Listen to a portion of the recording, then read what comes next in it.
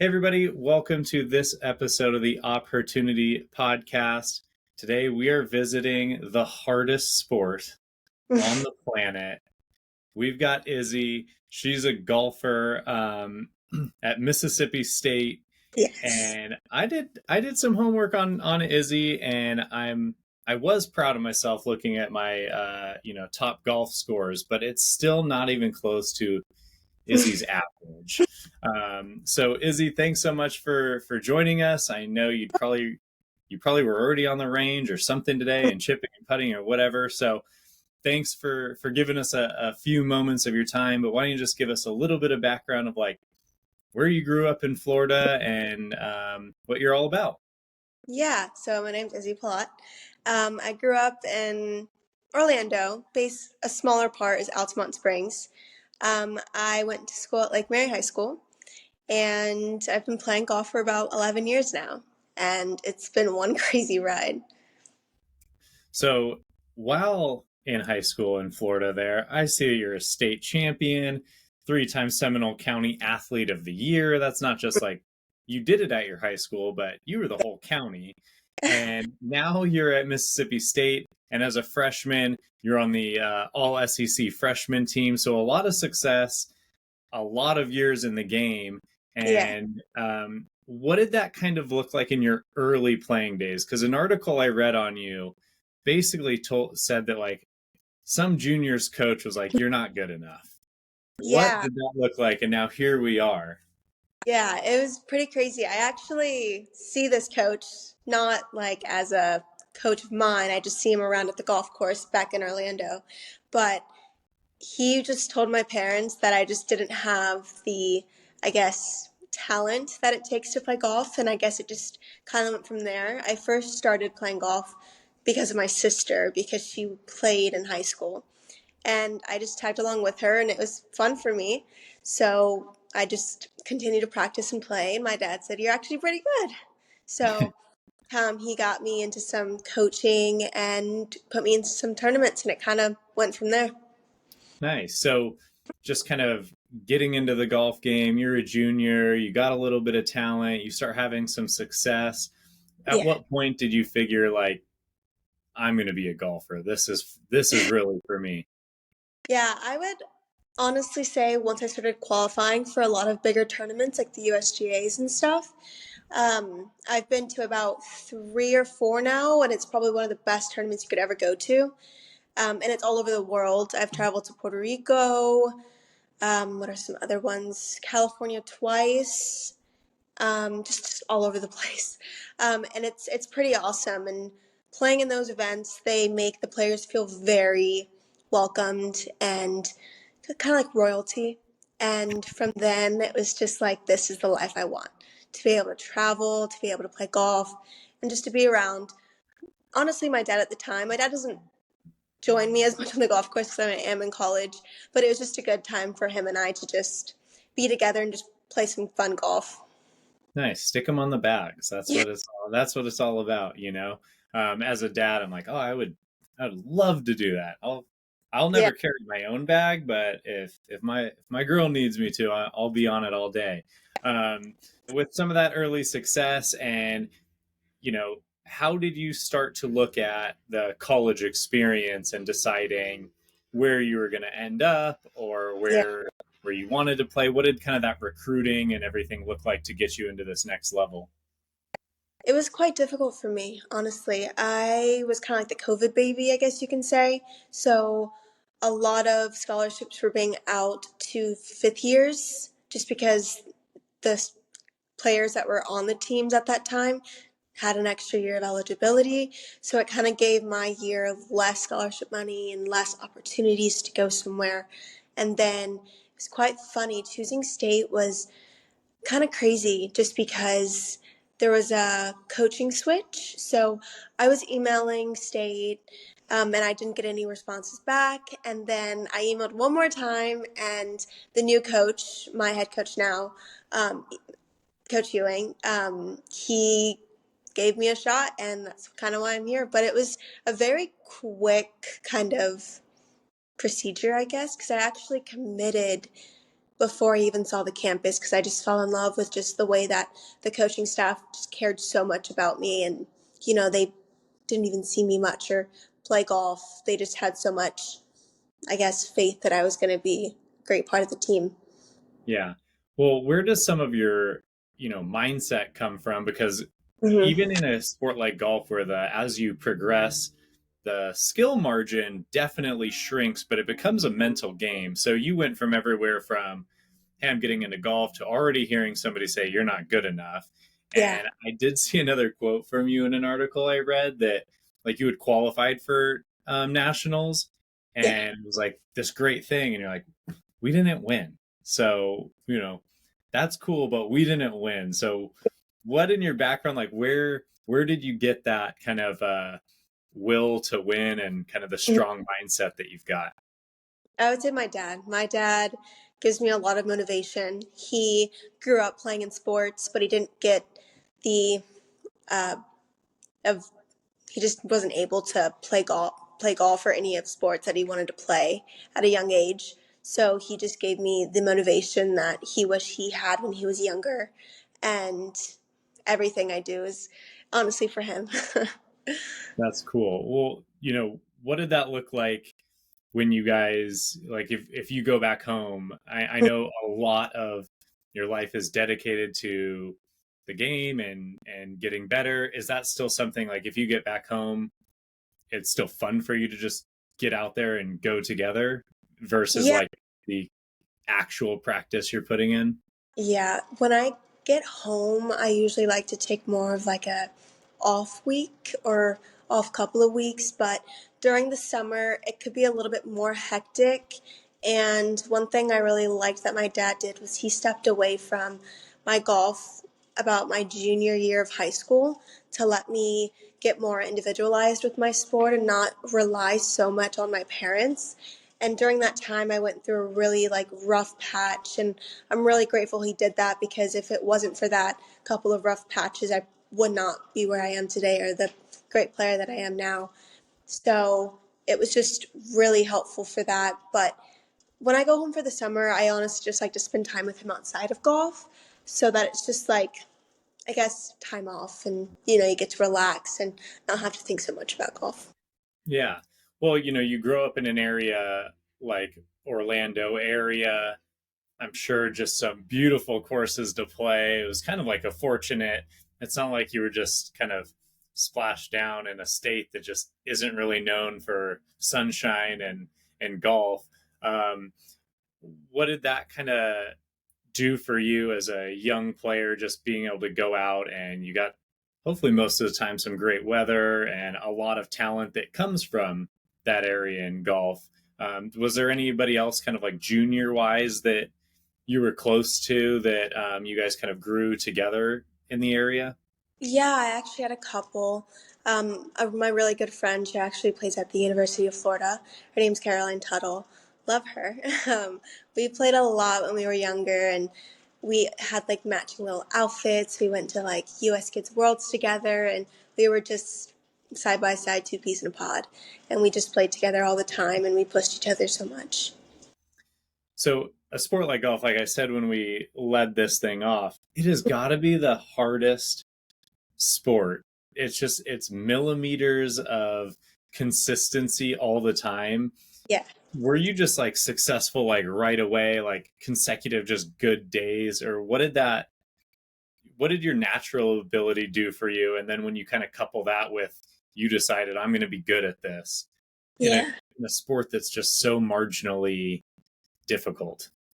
Yeah, when I was younger, I never realized how much talent I really had. It was more of I'm gonna go to golf practice and I'm gonna go have fun. And I, at the time, when you look back, my scores weren't good, but I also hit the ball pretty far when I was younger because that was kind of what we focused on when I was younger, just getting that ball out there, swinging it as hard as I can. And that allowed me to play with older girls. So I think the one thing that made me really stand out was the length of my drives and being able to play against those older girls and have the same competitiveness. Yeah. Well, now that you're in the college ranks, is the driver still kind of like you're separating you know, shot, or what are we looking at now? I'm sure you're not just pounding driver, 6 hours a day on the range. Of course not. Well, right now, what's one of the things that I kind of regret growing up and just playing golf. Right now, I'm actually working on a bit of a swing change, which can be quite hard on your mental just because you want to play so much. And I've actually sat out on a couple of events because I wasn't playing my best, just so that I could get my swing change down and have a better understanding of my swing itself. So that was very difficult on me.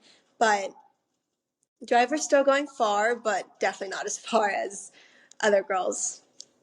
Well, and a swing change, like, you look at like even like a Tiger Woods and some of these guys have the swing coach, and you change coaches and you start tweaking things, and there can be a little bit of a rough patch. And how mentally have you been able to kind of even just take it where you're like, I'm sitting out an event where I've seen, you have multiple rounds in the 60s, like Mhm. you have some, good finishes, good rounds, to be able to say, I'm doing this for kind of like a Oh, longer goal in mind. yeah, it was. So, one thing I've struggled this year, which is my sophomore year, is I really like to compare myself to my freshman year in a way that I played all my events and I played well. I played really well.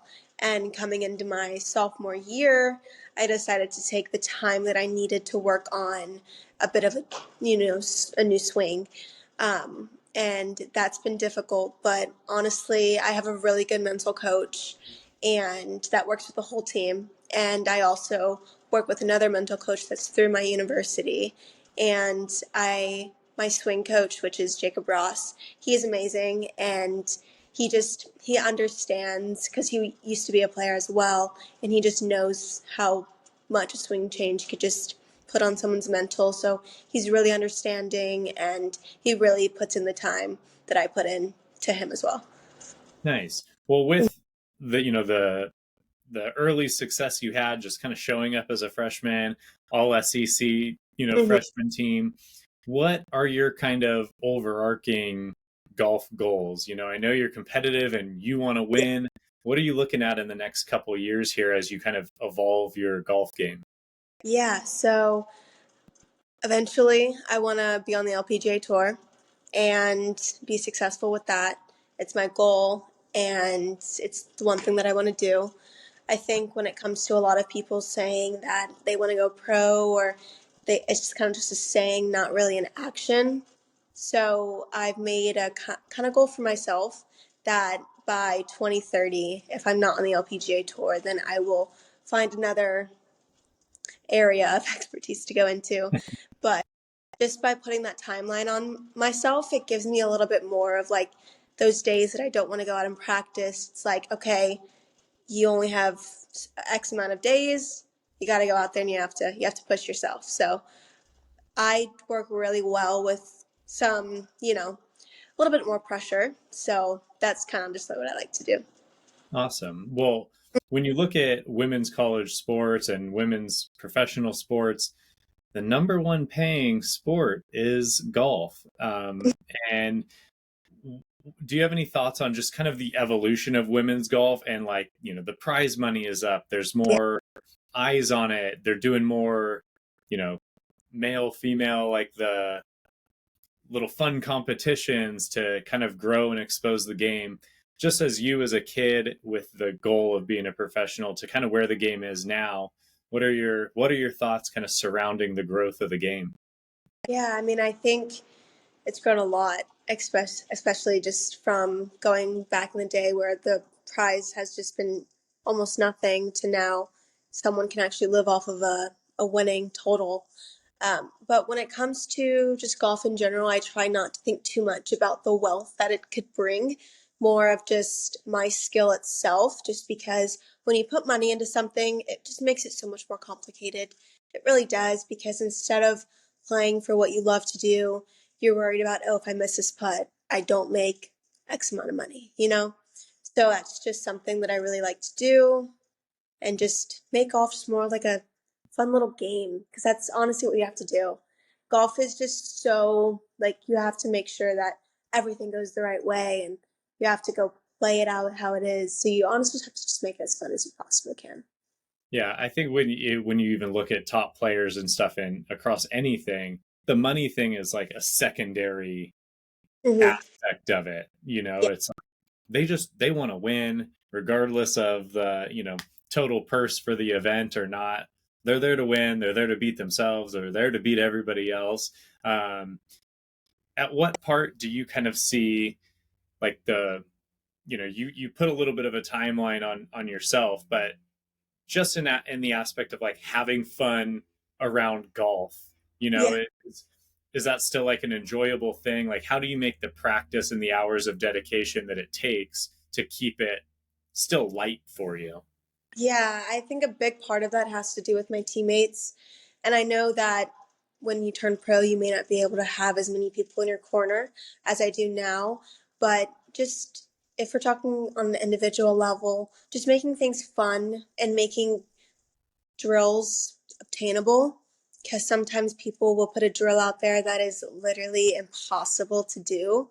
And that just makes you just not as confident with your game. Like, you need to give yourself games and tricks and, hey, like, go tell a random stranger, hey, I can beat you on the golf course right now. Like, you just have to just go out there and just honestly make it fun. I mean, I guess it sounds easier said than done, but you just have to go out there, put yourself in fun little things. Say, I have to get it over this bucket. When I was younger, I used to play with a lot of male golfers. And one thing I just remember doing is putting like a water bucket or something crazy in front of me, and I had to flop it over the bucket and get it closer than they did.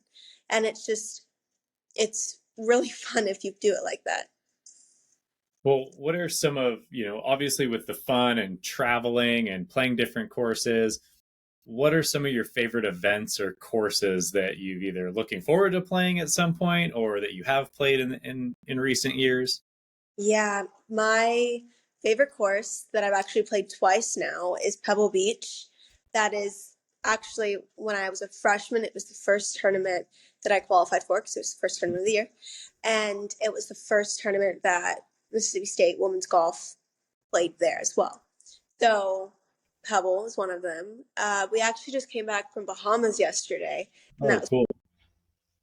uh, I played TPC Sawgrass in South Carolina, I believe. And uh, so I've played a lot of great courses, especially like Nona, that the LPGA plays um, typically around this time of year, I believe. So I've played a lot of cool courses.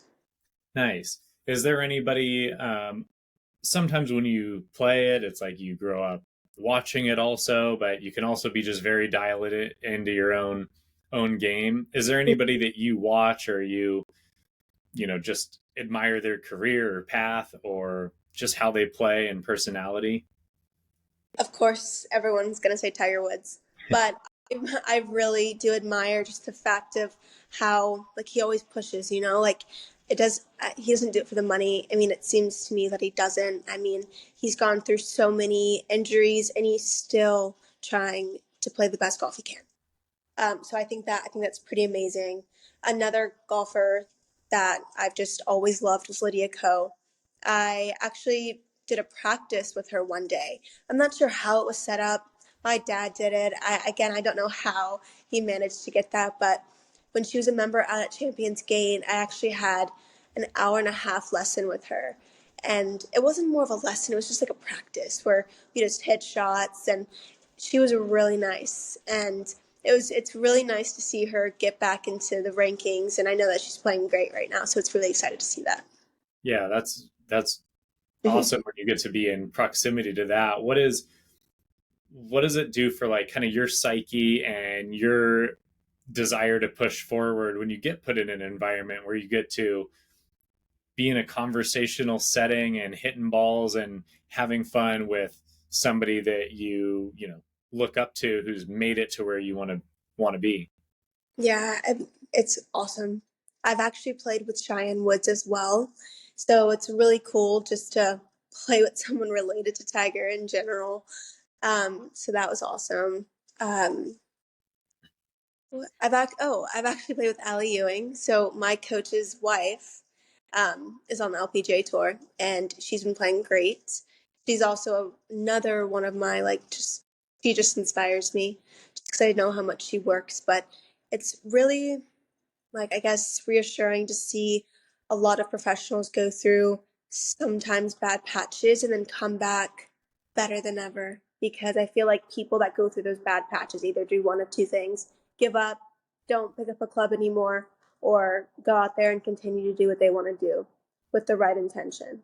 So Yeah, I think pushing forward in such a mental game like golf, like mhm. I don't know, if I my brother and stuff, if you're listening, like he tells me he's like, you've quit golf like 50,000 times. You know? Like you can't have a one bad shot over the course of a round, or a small bad stretch, and you can't just quit. So um, that's cool that you've had those opportunities and been in circles within the golf world of where you want to be.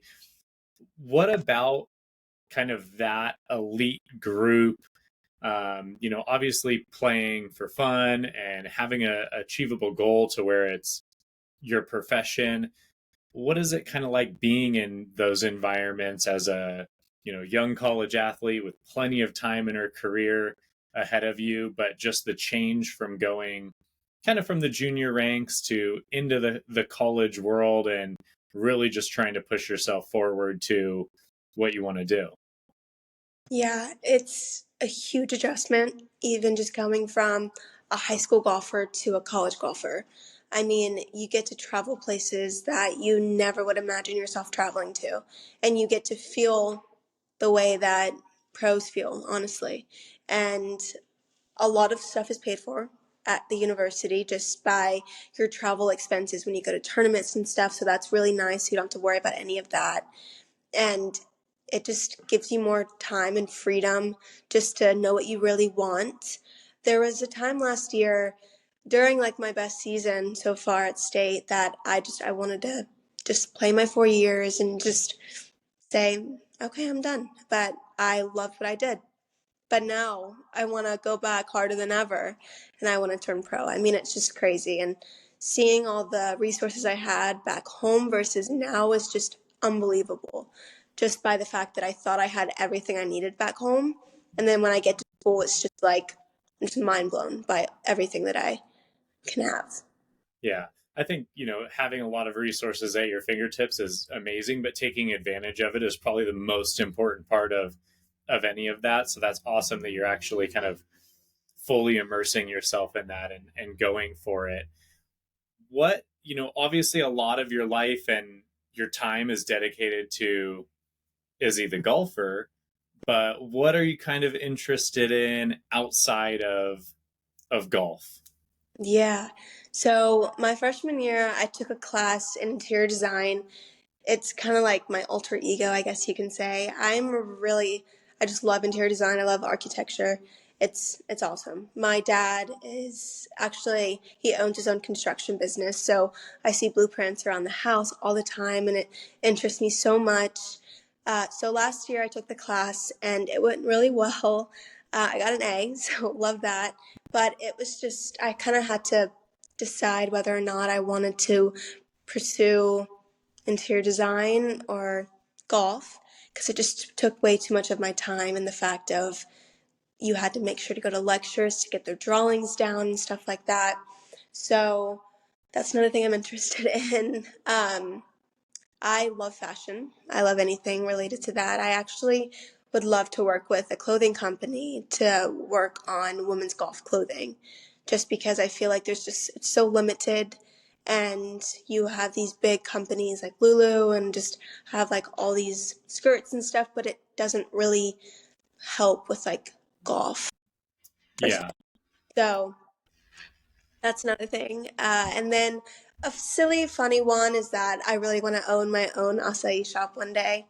I love acai. I want it on the beach just because I'm a beach girl. I love it. And it just makes me happy. And well, maybe at minimum, we'll be getting you like your own acai machine and, maybe. make sure you're fully fueled, anytime you need it. Yeah. Um, talking about the fit and all of that of like, Lulu skirts and, playing wear that's functional and works for you. I'm sure you're pretty uniformed as far as the university golf, but what's Izzy's ideal game day, round fit all about? Like like when I'm not in season and Well, like a yeah, regular like turn. if you're styling yourself up, like are we hats, are we visors, are we Uh, skirts, or what's your ideal look on the course? so we're gonna have to go with the hat. Okay. Fun fact, I played in Puerto Rico for the USGA four ball and I wore a visor. I was in my visor era and I burned my scalp for some Oh yeah. reason. I just got sunburn on my head and it scared me so much. So we're hats now. And depending on the shirt, I love to go for the sleeveless, but we don't really have any sleeveless shirts because you have to make sure the tan looks good. And then love skirts. Don't really like shorts too much. And then I'll go just for the regular socks and shoes. But one thing I love to make sure is that I get my makeup done. So I put eyeliner and mascara. I really don't do anything on my face because I just sweat so much being outside. But then I always have to top it off with a little bow. All right. Are we like color coordinating the bow to anything specific? Yes and no. My mom actually makes my bows for me, which is really special to me just because it's just something that I have from her and I travel all the time and I don't really have her. So she actually also did it in my high school as well. She made bows for my entire high school team and I loved it. So the bow right now that I have is kind of just like a regular ribbon with just paw prints, because so it kind of goes with every single outfit. Just because it's a lot when you have to try to color coordinate bows to outfits and then you forget it. So, and there's another one that's just like a couple different colors, but that's my favorite one with the paws. Nice. And finally, what are we rocking with as far as the shoes? Shoes. I love FootJoys. Love them. But being at a school that is Adidas rep, I have to go for Adidas shoe, but it has to have cleats on it because I No don't like question. spikes. Okay. Mm-mm. I just always find flipping. I need the support. It's because you're And swinging hard. yes, most definitely. And definitely go for the contacts. I cannot play golf in glasses.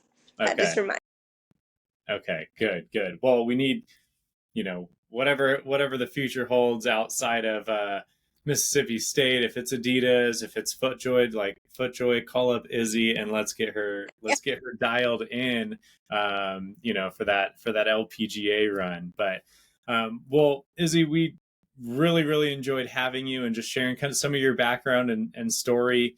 I can tell you're super motivated and driven, and I can't wait to. I'm gonna have to figure out like how are we watching SEC women's golf? Like, there's got to be an app with some kind of streaming option. Otherwise, I'll be score checking at Yeah.